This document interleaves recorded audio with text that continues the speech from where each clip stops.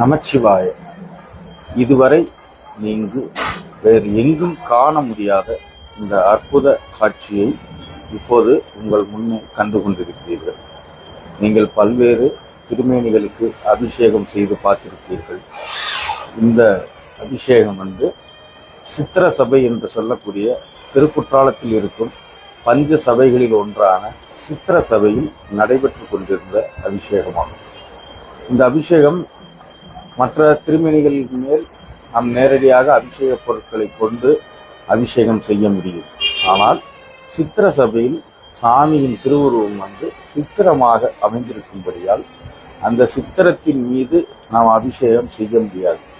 ஆதலால் சித்திரத்தின் முன்னே ஒரு கண்ணாடி பேழையை வைத்து அந்த கண்ணாடியில் அந்த சித்திர சபையில் இருக்கும் சாமியினுடைய பிம்பம் அதில் பிரதிபலிக்கும்படி செய்து அந்த பிரதிபலிக்கக்கூடிய அந்த பிம்பத்தின் மீது எல்லாவித அபிஷேகங்களும் நடைபெற்றுக் கொண்டிருக்கிறது.